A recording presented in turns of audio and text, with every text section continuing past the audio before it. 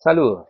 En esta oportunidad vamos a hablar de tegumento, la piel y sus anejos, o sistema tegumentario o sistema integumentario. Depende de dónde lo lean, lo van a encontrar con diferentes nombres.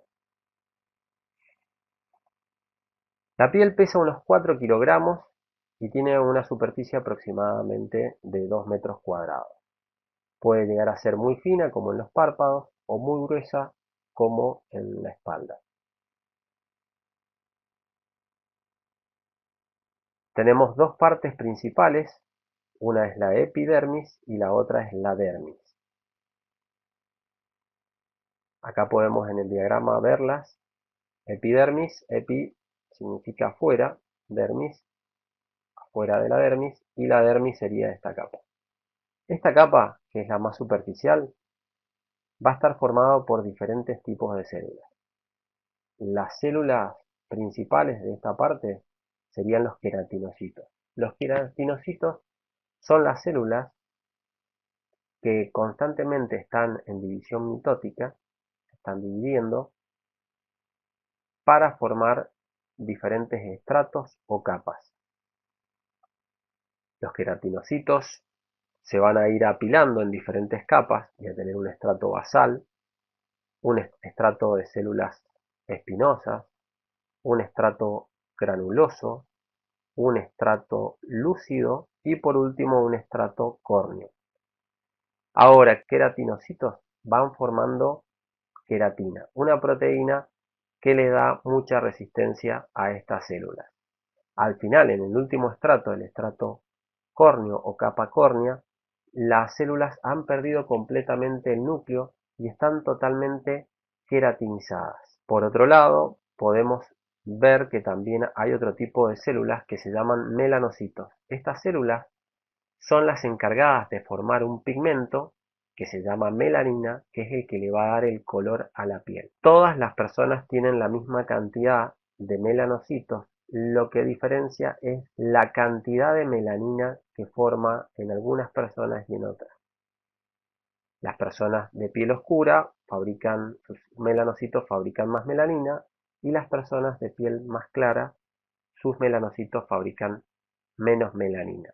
Ahora, esta melanina tiene una función importante como protección de radiaciones ultravioletas, generando alrededor del núcleo de las células una capa protectora que evita que sufra daños el material genético que se encuentra dentro del núcleo.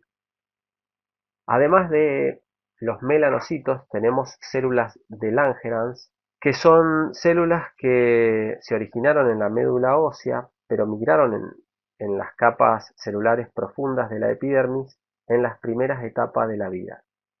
Tendrían una función inmunológica. Estas células de Langerhans son presentadoras de antígenos, o sea que van a reconocer a virus, bacterias, otros organismos extraños, los van a marcar para que otras células del sistema inmune vayan a enfrentarse y atacarlas. Por último, tendríamos unos receptores del tacto superficial que serían los discos de Merkel. Estos discos de Merkel nos darían el tacto discriminativo o tacto superficial, que es muy sutil, puede localizarse de manera exacta sobre la superficie cutánea.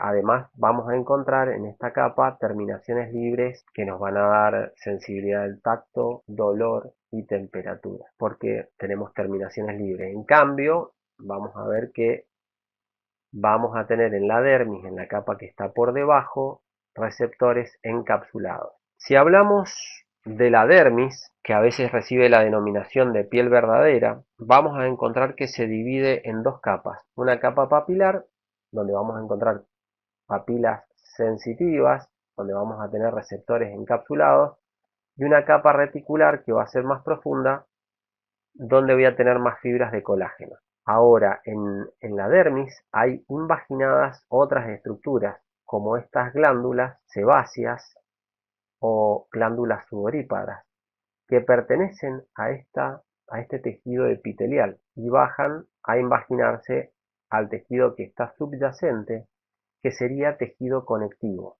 O sea que si hablo de epidermis, me estoy refiriendo a tejido epitelial. Y cuando veo la dermis es de tejido conectivo en su mayoría. Y la hipodermis no pertenece a la piel o el sistema tegumentario, ¿sí? Sería tejido conectivo que está por debajo de la piel. Lo que pasa es que por su proximidad siempre se hace referencia a la hipodermis, que también se llama capa subcutánea o aponeurótica superficial. Bien, ¿qué otras estructuras podemos encontrar? Entonces, cuando decíamos la piel y sus anejos, hablamos de las uñas, el pelo y estas glándulas que pueden ser glándulas sebáceas, sudoríparas, y hay unas glándulas que acá nos salen que serían las ceruminosas que fabrican la cera, que protegen la piel del oído, del conducto auditivo externo en el oído. También podemos ver que tenemos tejido muscular, tenemos un músculo liso, que es el músculo piloerector del pelo, este sería el folículo piloso, y estas serían terminaciones nerviosas encapsuladas. Fíjense también que está muy irrigada, todo lo que sería la epidermis, tiene mucha vascularización, a diferencia de la epidermis que es avascular, o sea que no está irrigada. Y como no está irrigada, no le llegan el oxígeno y los nutrientes que necesita. El oxígeno y los nutrientes que necesita la epidermis para poder hacer todas sus funciones le va a llegar por difusión desde la dermis. Esas papilas, acuérdense que tengo papilas sensitivas y tengo papilas vasculares. Acá tendríamos capilares que llegan muy cerca de la primera capa de la epidermis, que sería la capa basal. Acá podemos ver en una fotografía de microscopio electrónico, esta que veo acá sería las últimas capas, las 4 capas posteriores de la epidermis. Este sería el estrato córneo y esta sería la parte basal. Hay entre la capa basal de células del tejido de epidermis y la dermis hay una lámina que se llama lámina basal. Esa lámina sirve para unir los dos tejidos, ¿sí? Y que estén en íntima comunicación. Fíjense que esto tiene color rojo, tiene mucha vascularización y esto no tiene mucha vascularización. Estas son células que están vivas y acá van desprendiendo el núcleo y se van llenando de queratina hasta llegar a la última capa. Y lo que podemos ver sí es un poco de tejido adiposo, que se ve por acá, que hay células adiposas dentro y muchos vasos sanguíneos dentro del tejido conectivo. ¿Por qué podemos tener así casi como mezclados estos dos tejidos? Porque en realidad son dos variedades del mismo tejido. Una variedad es el tejido adiposo y otra variedad es el tejido conectivo denso y regular. Pero forman parte del mismo tejido. En cambio, estos dos tejidos no se mezclan. Hay invaginaciones de glándulas, pero en ningún momento se mezclan las células epiteliales con las células del tejido conectivo. Acá podemos ver en este cuadro diferentes receptores sensitivos que vamos a tener. Estos serían los no encapsulados, donde vamos a tener terminaciones libres. Lo voy a tener en la epidermis. Dolor, tacto grosero, presión frío y calor. Y después teníamos los discos de Merkel, que lo vimos que está en la piel glabra. Glabra significa sin pelo. Y después tenemos receptores que están cerca del folículo piloso, o sea que están en la piel con pelo. Después tenemos receptores encapsulados, corpúsculos de Meiner, Pacini, Ruffini, uso neuromuscular y uso neurotendinoso. Estos los van a ver en fisiología, son muy importantes, pero es para que tengan una idea de que el sistema nervioso, o sea que también tengo tejido nervioso dentro de la piel. Por eso es un órgano, porque está formado por diferentes tejidos. Vimos que teníamos tejido epitelial, tenemos tejido conectivo, tenemos tejido nervioso y tenemos tejido muscular. Por eso es un órgano. Bien, vamos a ver las funciones de este sistema tegumentario. Además de la piel ser un órgano, es un sistema y tiene funciones diferentes a las funciones del tejido epitelial. Algunas similares, otras diferentes. Protección es lo mismo. Forma una barrera que nos protege del medio externo. Tiene la misma función que el tejido epitelial. Sensibilidad. Esta no sería la misma que la del tejido epitelial, porque en realidad esta sensibilidad nos la va a dar el tejido nervioso. Flexibilidad. La flexibilidad la vamos a tener gracias a las fibras elásticas del tejido conectivo. Excreción, sí, sería otra función del tejido epitelial.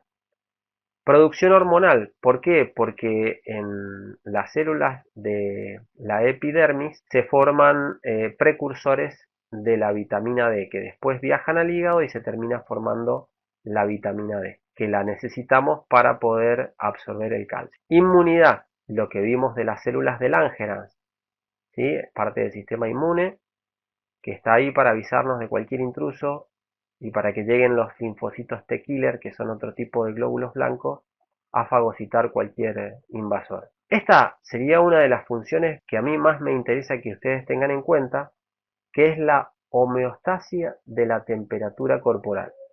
Vamos a ver en un video cuál es la función. Como ustedes saben, nuestra temperatura se maneja en un rango bastante estrecho. No puede aumentar demasiado. Muchas gracias.